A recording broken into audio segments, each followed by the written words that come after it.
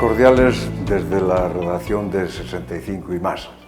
Una vez pasadas las limitaciones que imponía la enfermedad de COVID, podemos reanudar las conversaciones de 65 y más con la finalidad de siempre, conocer a personas que influyen y deciden en nuestro país, saber cómo piensan, conocer la realidad de España y acercarnos y acercar a nuestros invitados a la realidad de las personas mayores, del colectivo senior.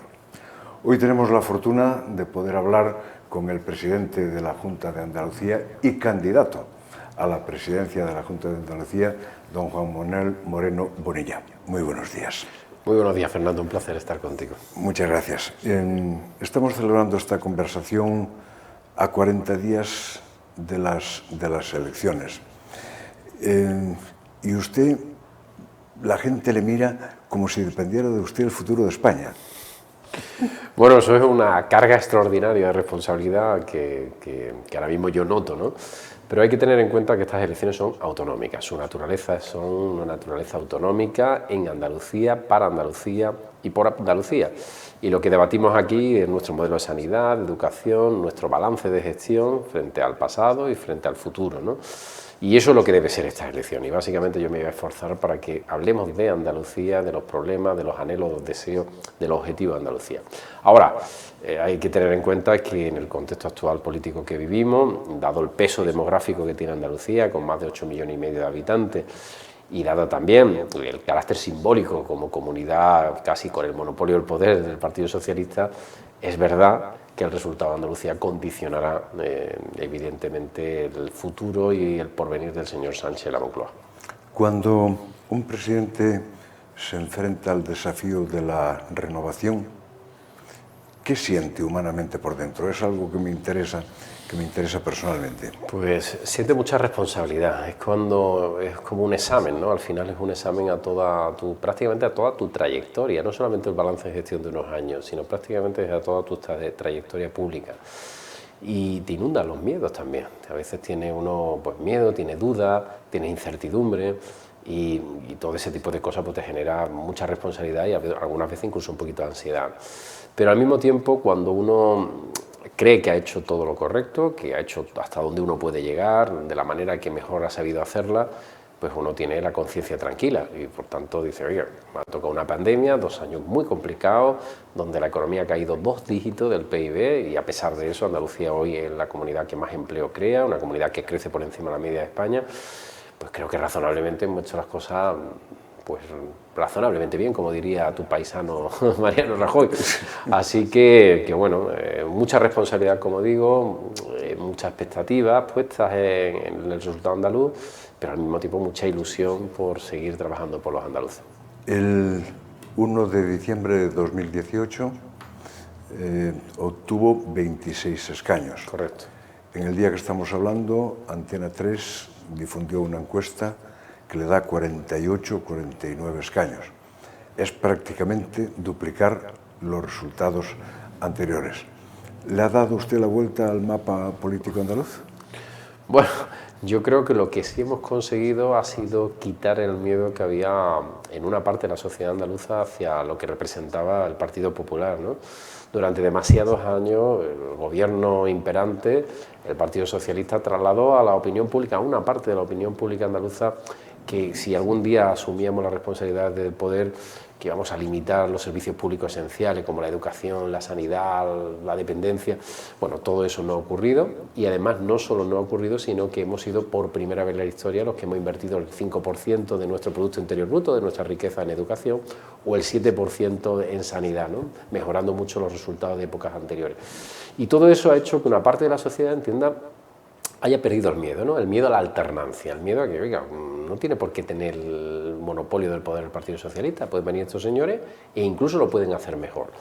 Y eso es lo que yo estoy notando en la calle, ¿no? Que muchos votantes socialistas que tenía, más que miedo, no voy a decir miedo, pero sí ciertas distancias, ¿no? Cierta prudencia, ¿no? Cierta prudencia hacia lo que significaba el PP, y se han dado cuenta que un gobierno moderado, un gobierno ponderado, un gobierno liberal, pues es perfectamente compatible con sus intereses. Acaba de citar usted la palabra moderado. para muchos analistas políticos es una clave de su éxito. ¿Qué es exactamente ser moderado? Bueno, Fernando, es difícil conceptualmente. Yo creo que hay distintos significados, ¿no? Pero desde el punto de vista político, moderado significa entender al que no piensa como tú. Intentar entender que el que no piensa como tú no es un enemigo, es un complemento del que tú puedes aprender, ¿no? Y le tienes que dar su sitio y su respeto, ¿no? Y la capacidad de uno entender que no está en posesión de la verdad, que a veces hay ángulos de visión sobre un mismo problema que es mejor que el que tú tienes y te lo está haciendo un adversario político, y tienes que comprender que eso es bueno, es positivo y puedes incorporarlo a la solución del problema. Moderado es no tener prejuicios, moderado es no dejarse llevar por estereotipos, moderado es no prejuzgar a las personas. Yo creo que la moderación significa ser capaz de integrar en un mismo proyecto a todos, ¿no? Donde todo el mundo se pueda sentir cómodo en ese proyecto político, donde todo el mundo quepa. Y eso es la moderación, no tener rigidez, no tener dogmas de fe, sino que ser flexible, entender que no todo el mundo puede pensar como uno y intentar incorporar esa manera de pensar o esa visión del problema en tu propio proyecto, ¿no? Es decir, la cara opuesta de Vox. Pues sí, probablemente, sí. ¿Y si usted se hubiera necesitado de pactar con Vox en el último minuto? Vox y nosotros somos dos partidos políticos distintos, ¿no? Hay cosas en las que sí sintonizamos, materia económica, la integridad territorial de nuestro país, la defensa de España frente a los independentistas, pero hay otras cosas, muchas cosas en las que no coincidimos. Yo voy a intentar gobernar en solitario. Creo que hay opciones reales, no solo por lo que veo en las encuestas, sino, bueno, las encuestas son fruto de un momento, sino por lo que veo en la calle, ¿no? Creo que hay una parte de la izquierda, una parte de la izquierda moderada, que está dispuesta a prestarme el voto con un objetivo, de que Vox no entre en el gobierno. Y esa parte de la izquierda moderada, que ahora mismo no encuentra en su opción viabilidad, creo que no va a desperdiciar su voto. Y va a hacer, estilo Macron en Francia, va a prestar el voto a una opción que es moderada, que es inclusiva y que puede limitar la entrada de Vox al gobierno. Si eso se produce, pues evidentemente Vox no entrará en el gobierno de Andalucía. ¿Habla usted de votantes o de votados? Bueno, de ambos. Hablo de votantes y de votados. Que la encuesta lo que nos refleja es que hay una parte como todos los sitios, hay una parte que son los que yo llamo cafeteros, ¿no? De mi partido, de otro partido, que son inamovibles. Pero hay una parte del electorado que es mucho más dúctil y puede cambiar de voto, ¿no? Y esa parte, aunque es progresista y es moderada, se ha distanciado con el paso de los años del señor Sánchez, y lo que sí tienen la concepción de que no es bueno para Andalucía que entre Vox. Y pueden encontrar ahí una salida, ¿no? Oye, mi opción política parece que no va a poder ser presidente, pues más allá de quedarme en la abstención, yo puedo prestarle voto a este señor como dique de contención en la entrada de Vox. Y eso sería positivo, evidentemente, para mí y para Andalucía. No le pregunto más por política. Hablemos de nuestra gente, de los mayores. ¿Qué es para el presidente de la Junta de Andalucía un senior? Bueno, un senior es una persona que ha ido acumulando a lo largo de su vida experiencia vital, ¿no? Experiencia profesional, y por tanto está en un momento de su vida que tiene una visión mucho más amplia, mucho más profunda de lo que es la vida y de lo que son las relaciones profesionales, lo que es el mundo, ¿no? Y esa experiencia vital que se tiene, pues aporta muchísimo a la sociedad, ¿no? A veces desde la propia sociedad no hemos sido capaces de entender el incalculable capital que hay de conocimiento ahí, que a veces desperdiciamos, que no aprovechamos. Y eso es lo que tenemos que ir cambiando. La pregunta es, ¿y cómo se hace? Eso es el tema. Yo creo que se hace teniendo una sociedad que sea abierta, ¿no? Estamos moviendo en una sociedad que es terriblemente individualista, donde al final se busca, y donde, si me lo permite, incluso individualista y egoísta. Yo he visto cosas que a mí no me gustan, frente a familias de los años, de otras décadas, de tiempos pasados, que la familia era un núcleo esencial de nuestra sociedad, donde todos se protegían, y cuando uno llegaba mayor y estaba más vulnerable, era reincorporado en la familia, era protegido en la familia y ocupaba un papel incluso preponderante en esa familia. Bueno, eso ya no lo estamos viendo, no en todo sitio, y eso tenemos que recuperarlo. Estamos viendo, yo estoy viendo, por ejemplo, en Andalucía, imagino que en el resto de España, casos de soledad extrema, personas que te duele porque hablas 10 minutos con ellos y tú dices, qué capital, hay que esta persona se ha enamorado, esta persona se ha frustrado, esta persona ha tenido un mal rato, esta persona ha tenido ilusión, ha tenido proyectos de vida, ha tenido éxito, ha conseguido objetivos, y todo ese capital de toda una vida está arrinconado, a veces en un piso, sin que haya contacto con la sociedad, ¿no? Y eso tenemos que romperlo pues, con algunos de los programas que ya se están poniendo en marcha en gran parte de nuestro país, en esa incorporación de jóvenes que están teniendo un contacto, ese contacto intergeneracional, incluso con viviendas intergeneracionales, donde viven gente joven y gente junior y senior, y donde participan, comparten, proponen. Creo que eso es fundamental. ¿Le puede poner usted número a eso?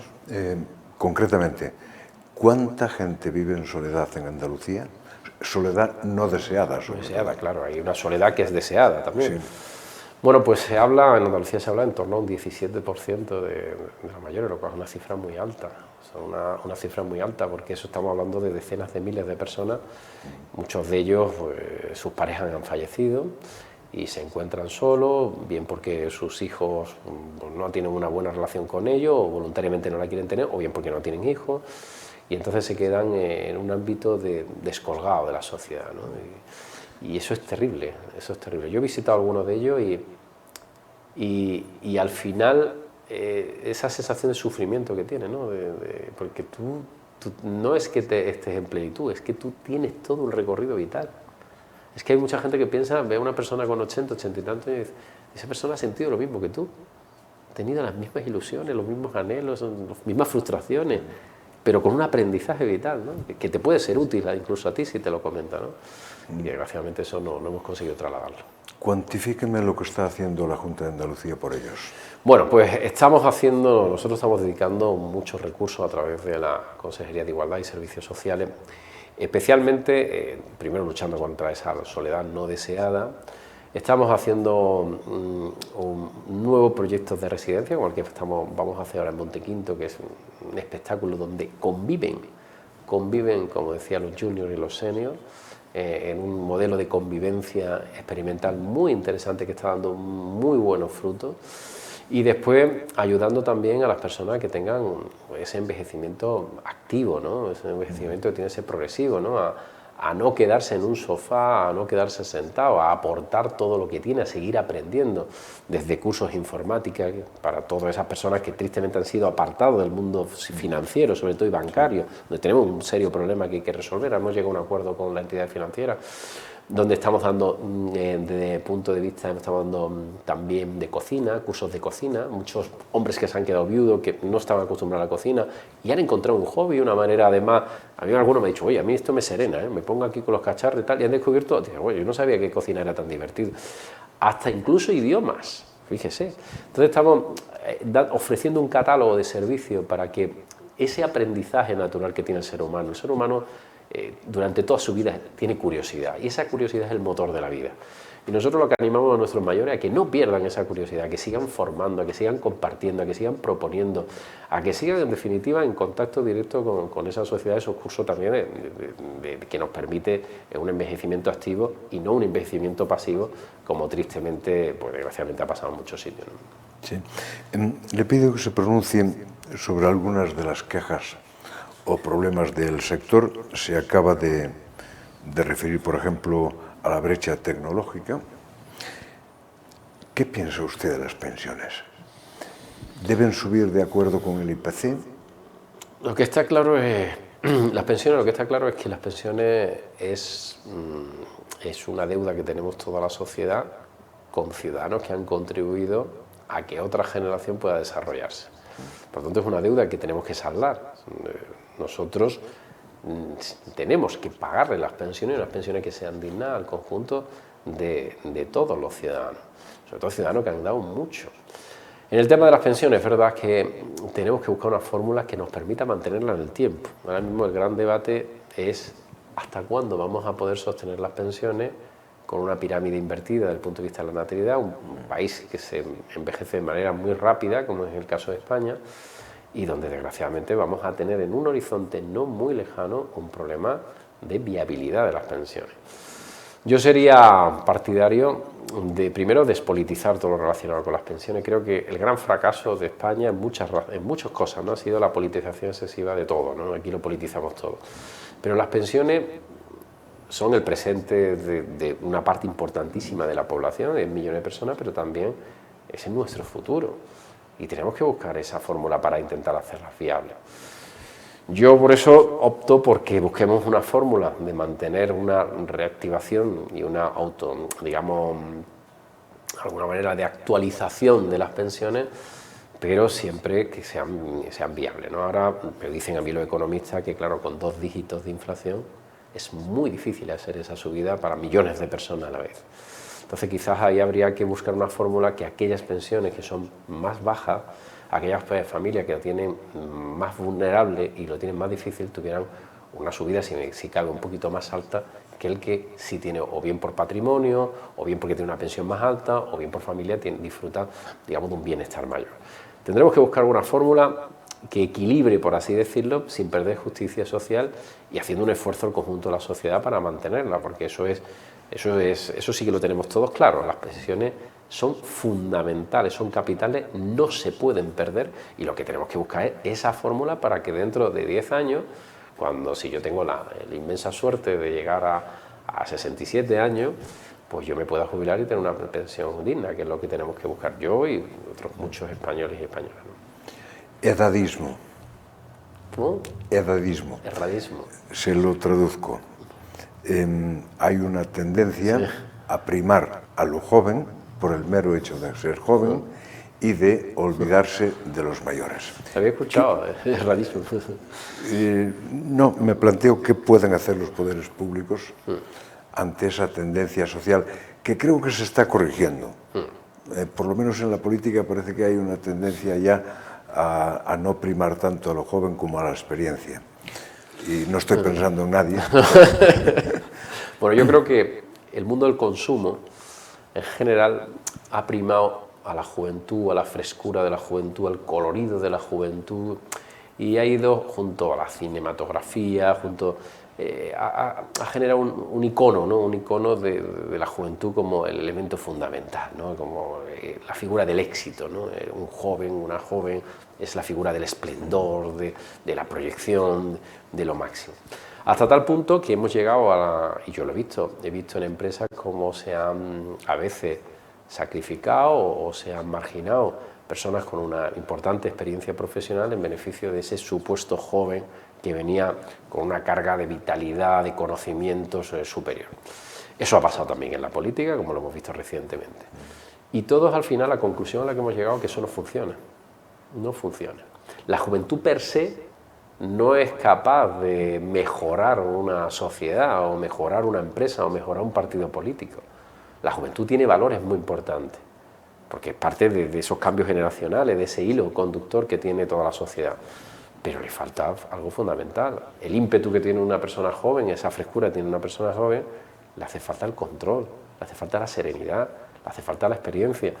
Y creo que eso se está corrigiendo, ¿no? Lo hemos vivido en el Partido Popular, hace tan solo una semana, unos meses, y yo lo he vivido en empresas públicas. Yo he visto en la Junta de Andalucía, en empresas públicas y privadas, que se había destituido a personas por encima de 55 años y se ha metido un chaval de 25 y al cabo de los 8 meses se ha repuesto a esa persona en su mismo y me han dicho, oye, me he equivocado. Por tanto, creo que la sociedad tiene que entender que tiene que ser intergeneracional, porque al final todos aspiramos a ser mayores. Y para llegar a mayores tenemos que pensar en la dignidad. Y después pensar algo muy importante. Si yo tengo la suerte de haber disfrutado de una sanidad pública, de unos estudios públicos, de una plataforma que me ha permitido, siendo de clase media modesta, ser presidente del gobierno andaluz, es porque anterior a mí ha habido personas como tú y como muchos otros que se han sacrificado y han contribuido para que yo pueda tener algo que probablemente vosotros en vuestra generación no teníais, ¿no? Y eso no lo debemos de perder. Creo que hay que romper ese egoísmo que tenemos ahora, esa ruptura generacional la que tenemos que evitar. Tenemos que buscar modelos mucho más intrageneracional, mucho intergeneracional, donde donde la participación, el contraste de experiencia, de convivencia, sea mayor del que tenemos ahora. Sí, otra queja habitual del sector senior es que no les escuchan.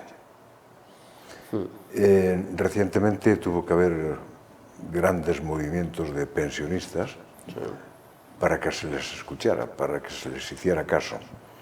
¿Usted se siente aludido?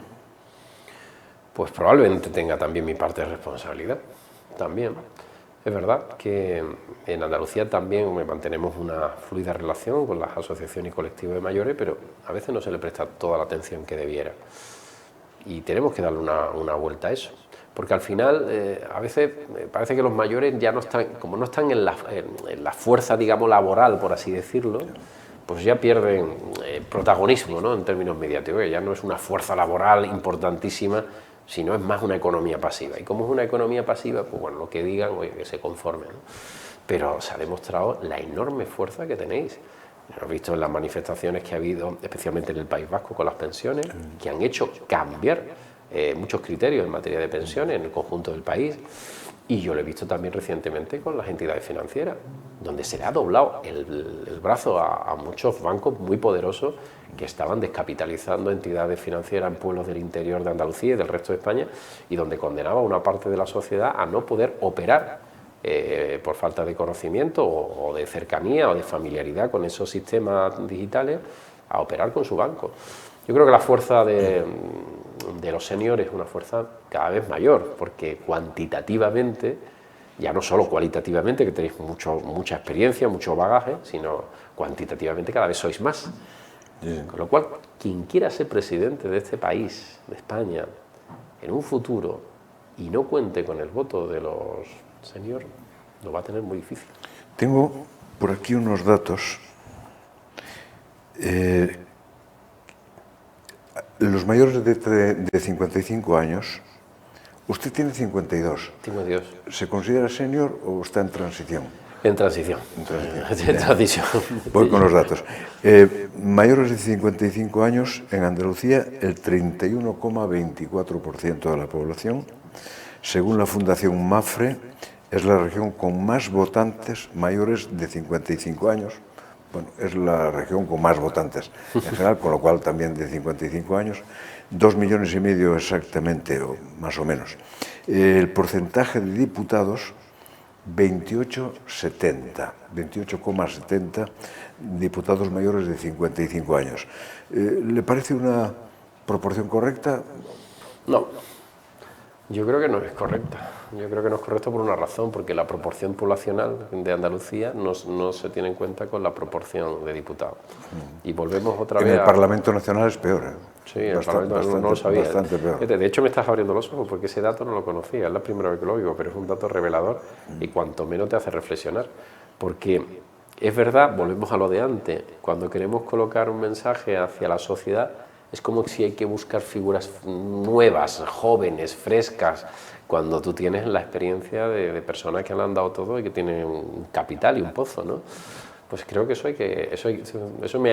mí ya me estás haciendo pensar, ¿no? Intentaré estar más pendiente para que, tanto en las listas como en los gobiernos, que es muy importante que en los gobiernos también haya senior. Pero después a veces los medios también nos critican, porque yo tengo consejeros ya maduritos y después dicen, no, es que la edad del gobierno es mayor, ¿qué tal? Digo, no, la edad del gobierno es la que es. O sea, que muchas veces parece que cuando uno tiene una media de 60 años es que tienes un gobierno mayor o antiguo, cosa que nada tiene que ver con la realidad. Son las contradicciones en las que nos movemos y nos movemos los medios informativos, efectivamente. Sin duda. Efectivamente, a veces criticamos a un gobierno por la edad adulta y otras veces porque es muy infantil. ¿Qué le vamos a hacer? Perdóneme, presidente, una consideración. El otro día, hablando con el responsable de una gran institución del Estado, decía que el próximo gobierno lo va a pasar mal.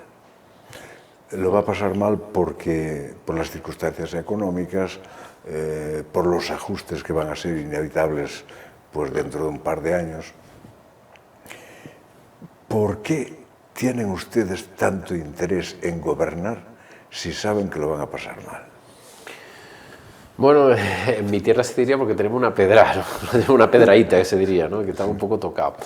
La política es muy vocacional, te tiene que gustar muchísimo, ¿no? La política, la inmensa mayoría de la gente que nos dedicamos a esto es vocacional. Hay una minoría que a lo mejor no es vocacional y son las que normalmente generan ruido y los que afean, ¿no?, a la clase política. Pero mayoritariamente es vocacional. Y tú crees, cuando tú crees profundamente en algo, y yo creo profundamente en Andalucía, yo estoy convencido que Andalucía puede ser uno de los grandes motores económicos y sociales de España. Y sé que van a venir momentos difíciles, pero también sé que tengo equipos, proyectos y capacidad para afrontar esos tiempos recios que puedan venir por delante. No es lo mismo cumplir las 3 reglas del gasto, por poner un ejemplo, el año 19 este gobierno, que incumplirla el anterior gobierno en el 18 las 3. De ser la única comunidad que lo cumplía a ser la única comunidad que lo incumplía, por poner un ejemplo, ¿no?